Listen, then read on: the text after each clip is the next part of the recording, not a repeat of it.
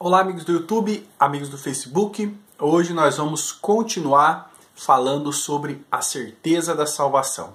O verdadeiro convertido pode perder a salvação? Com certeza que não.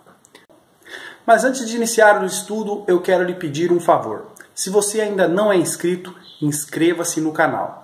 Se você gostou desse vídeo, não se esqueça de deixar o seu like, isso ajuda muito na divulgação. E compartilhe esse vídeo nas suas redes sociais, Facebook, WhatsApp. Não custa nada para você e ajuda muito na divulgação e para fazer com que esse vídeo chegue a muito mais pessoas.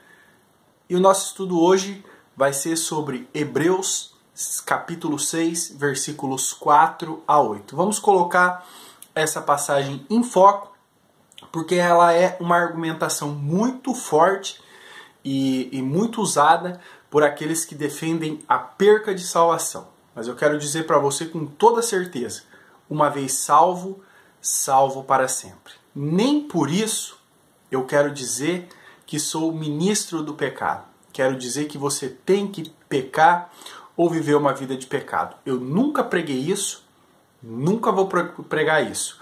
Vou deixar na descrição para você vídeos onde eu fiz combatendo o pecado, combatendo o mal, tá? Ter a certeza de salvação não quer dizer que você está livre para pecar. Não quer dizer isso de forma alguma. Ter certeza de salvação quer dizer que você já está livre do pecado. Então o pecado já não tem mais influência na sua vida. É claro que você não está livre de pecar e de escorregar. Então, eu nunca disse que certeza de salvação é permissão para pecar, nunca disse que o salvo tem que pecar. Pelo contrário, o salvo ele tem que se santificar a cada dia, ele tem que apresentar suas boas obras, porque as boas obras é que vão mostrar a fé que ele tem. Tá certo? Então vamos ver Hebreus 6, 4 a 8, vamos ver essa passagem e ver se é isso mesmo que ela diz. Se essa passagem é suficiente para apoiar que a salvação pode se perder. Vamos ler os versículos 4 a 6. Vamos lá. Porque é impossível que os que uma vez já foram iluminados e provaram o dom celestial e se tornaram participantes do Espírito Santo e provaram a boa palavra de Deus e os poderes do século futuro e recaíram, sejam outra vez renovados para arrependimento, pois assim quanto a eles, de novo crucificam o Filho de Deus e o expõem ao vitupério. Então, o texto diz o seguinte, que é impossível para aqueles que provaram do dom celestial, que foram participantes do Espírito Santo, que, como se diz, que provaram dos poderes do século vindouro e recaíram, sejam outra vez renovados para o arrependimento. Então esse é um argumento fortíssimo dos que apoiam a perca de salvação. Bom, então se recair quer dizer que é pecar e cair no pecado, então o texto diz bem claramente que é impossível renová-los para arrependimento. Então quem prega isso está pregando contra si mesmo. Isso quer dizer que aquele que pecou é impossível que ele volte de novo a ser salvo. Então, é um grande perigo quem prega isso, quem usa esse texto para pregar isso. Então, se você que acredita em perca de salvação, usa esse texto de Hebreus 6, você está dizendo que uma vez que você pecou, é impossível voltar a arrepender-se, é impossível voltar a ser salvo. Percebe que esse argumento, além de mentiroso e falso, é muito perigoso? Tá certo? Então o texto diz que aqueles que foram iluminados. Ser iluminado quer dizer ser salvo? É claro que não. O que é ser iluminado? Quando você ilumina um objeto, você passa a ter melhor visão sobre ele, né?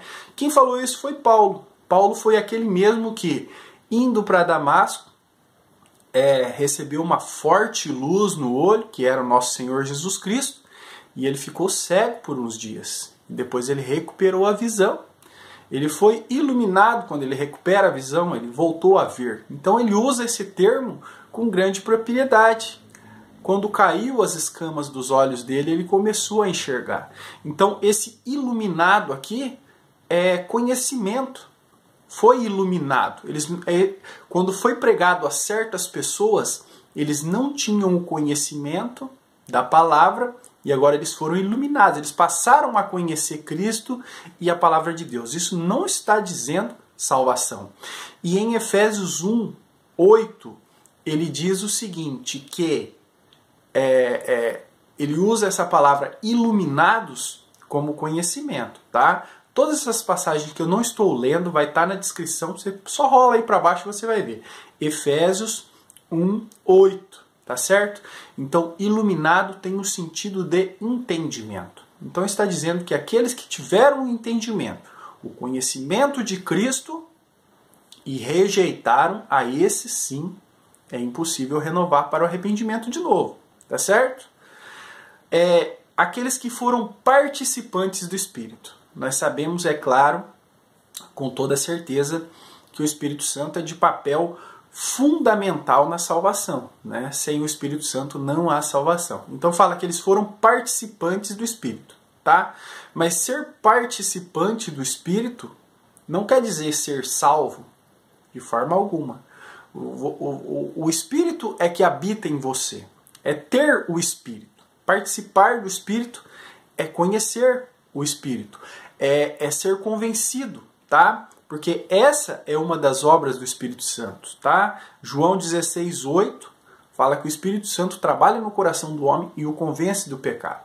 Então isso aqui é ser participante do Espírito. É ter o Espírito trabalhando no seu coração, te mostrando o que é o pecado, o que é o engano, o que é o erro, e você decide continuar naquilo, mesmo tendo sido advertido por palavra, tendo sido ensinado pela palavra de Deus e tocado pelo Espírito Santo e prefere continuar no mundo. A esses aí sim, impossível renová-los para o arrependimento, porque já foi pregado o Evangelho, já foi mostrada a palavra, já foi feito tudo.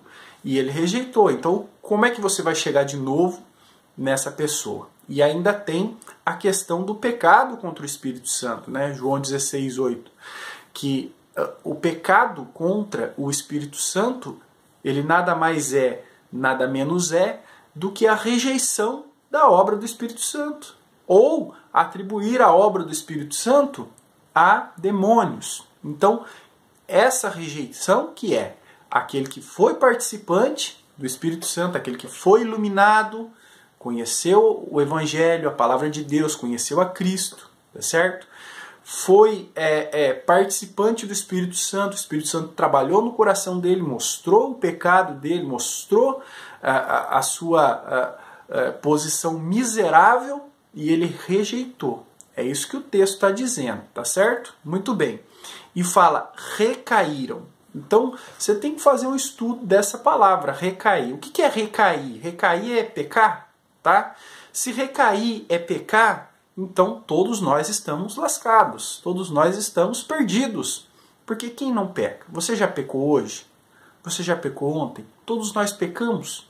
Então você quer me dizer que é possível cair, pecar, voltar para Cristo. Cair, voltar, cair, voltar. O texto aqui está dizendo que é impossível, tá? Então se recair aqui quer dizer pecar, então todos nós estamos perdidos, porque todos nós pecamos. Ah, mas tem pecados que são para a morte, tá? Então onde está essa lista de pecado?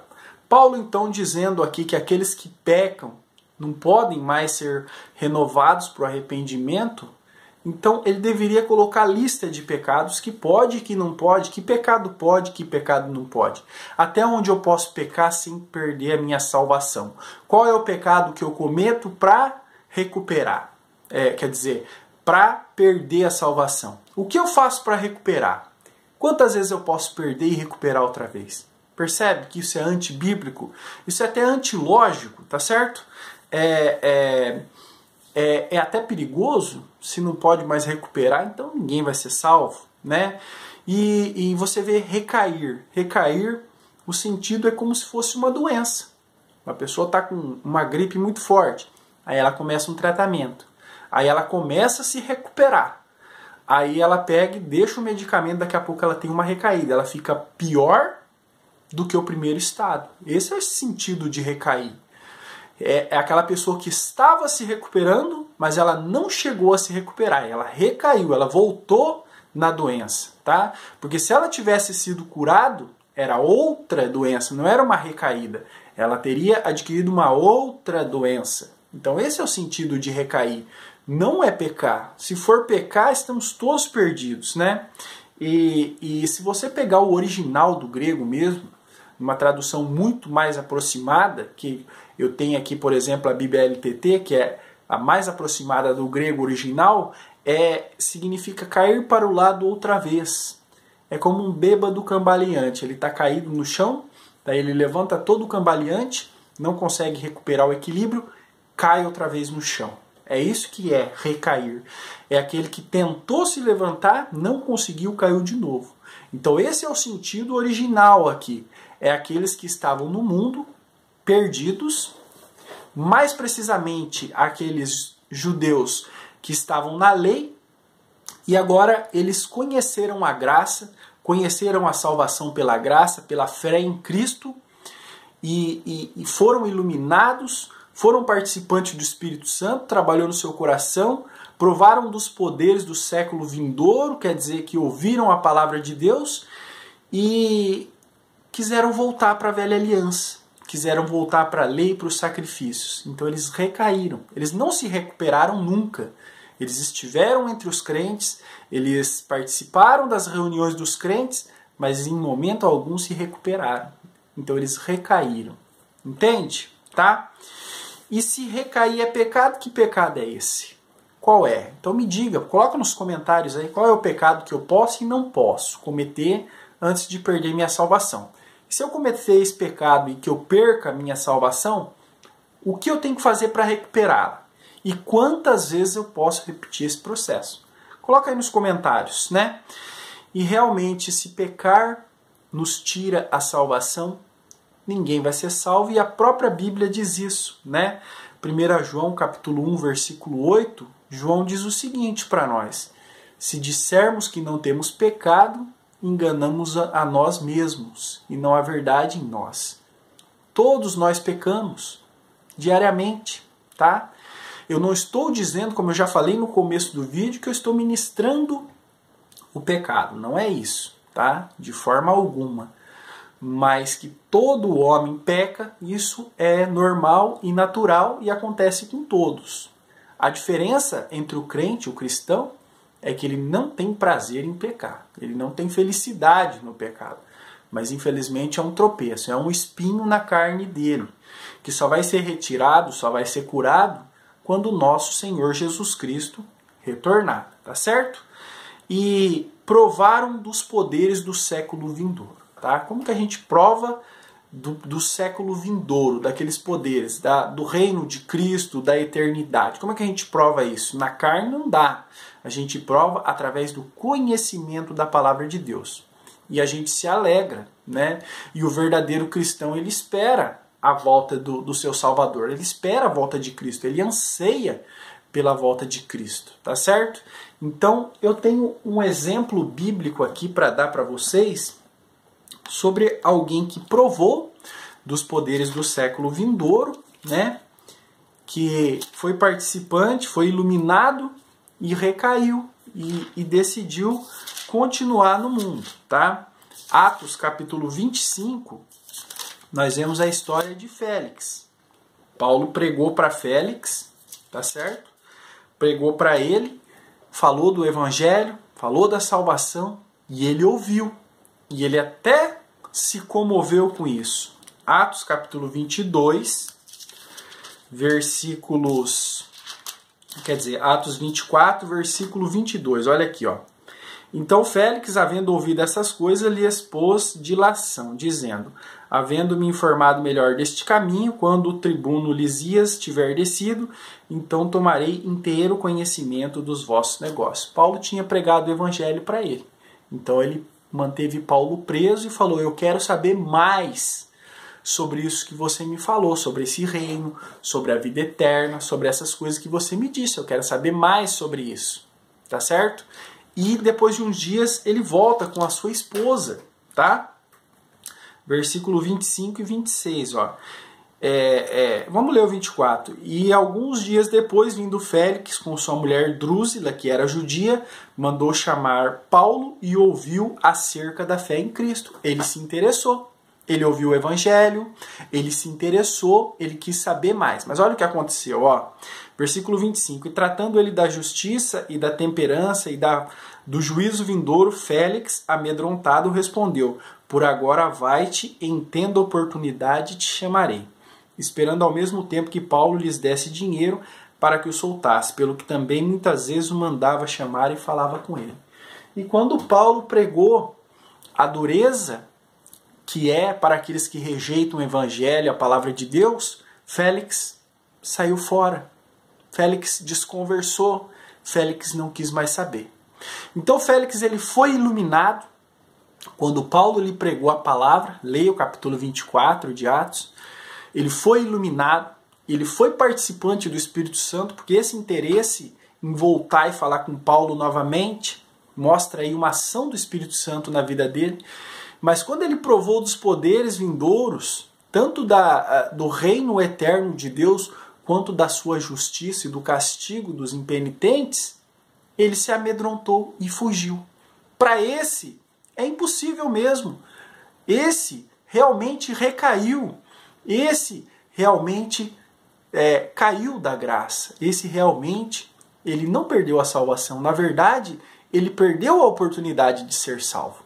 Na verdade, ele rejeitou a palavra, o Espírito e tudo que poderia trazer para a vida dele a salvação.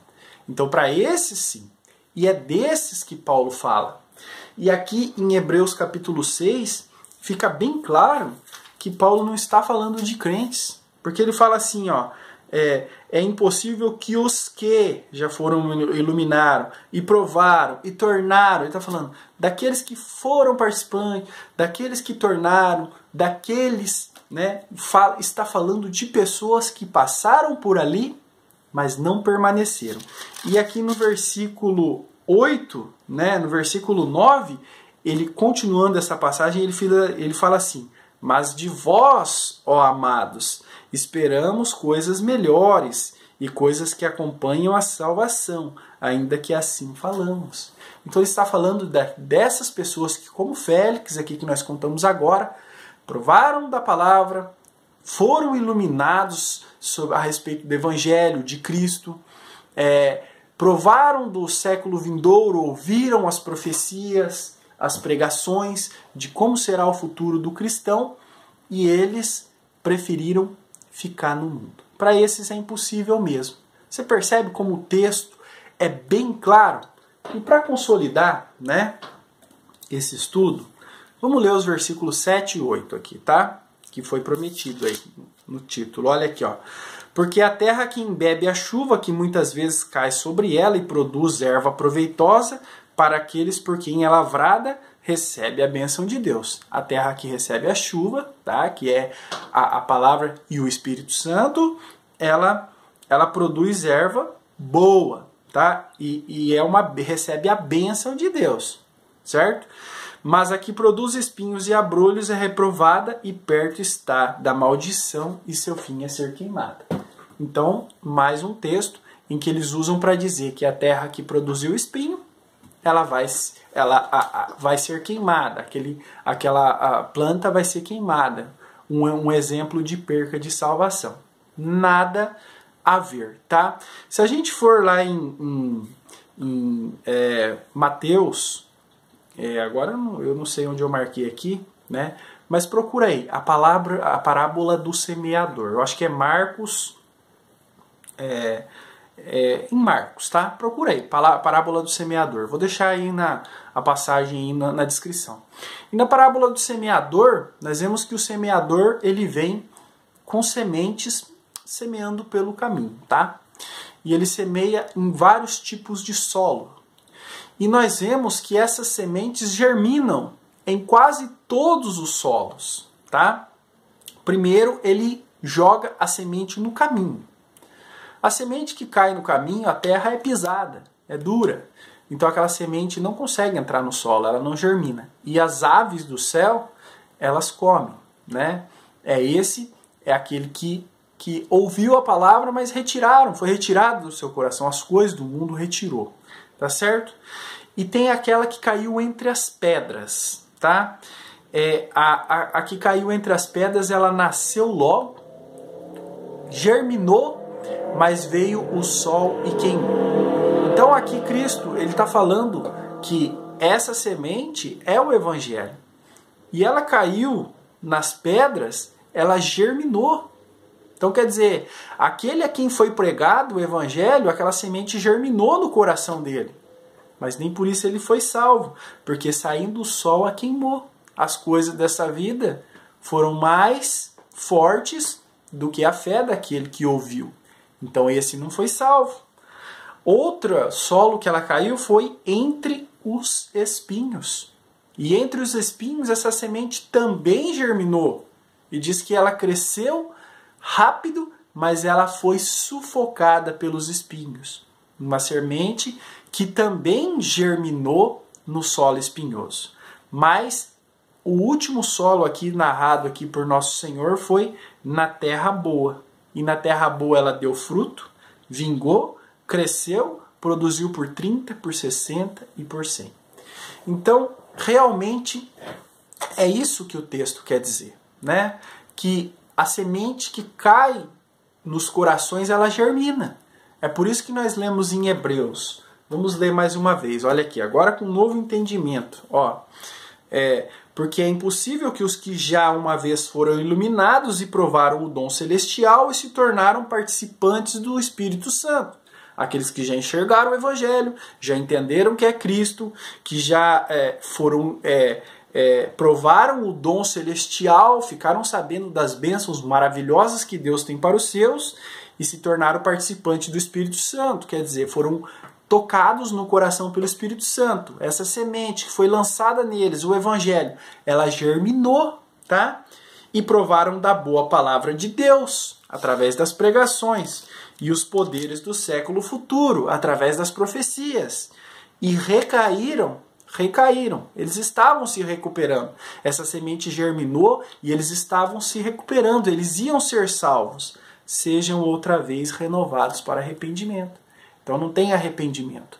Então a semente do Evangelho, ela germina nos corações. Ela só não germinou aqui na que estava no caminho. Esse não deu nem ouvidos.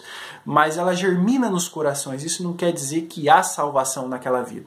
Quer dizer que ela foi participante, teve entendimento sobre a salvação, mas não foi salva, tá? Mas a que caiu na terra boa, essa deu fruto. Então o fruto na vida do cristão não é meio de salvação. Ele simplesmente comprova, tá, que naquela vida houve salvação. Então o crente, ele não é salvo pelas obras que ele pratica. As obras são frutos que mostram que naquela vida já há salvação. Então ninguém vai ser salvo pelas obras, tá? Efésios 2, 8, 9 diz que porque pela graça sois salvos por meio da fé. Somos salvos pela graça, por um favor imerecido de Deus e pela fé em Jesus. E isto não vem de vós, isso não vem de nós. Então as nossas obras não nos salvam. E diz ainda mais, não vem das obras para que ninguém se glorie. Então as nossas boas obras não servem para salvação, servem para nos recompensar. E aqueles que estão em Cristo são nova criatura. Eles estão sujeitos a pecar, como nós lemos em João, primeira carta de João, capítulo 1, versículo 8. Estão sujeitos a pecar, mas jamais, nunca mais perderão a sua salvação. Nunca mais, porque a salvação não está no homem, ela está em Cristo. E aquele que te deu a salvação, ele é poderoso para mantê-la até o final, tá bom? E as boas obras que você apresenta não são pagamento pela sua salvação.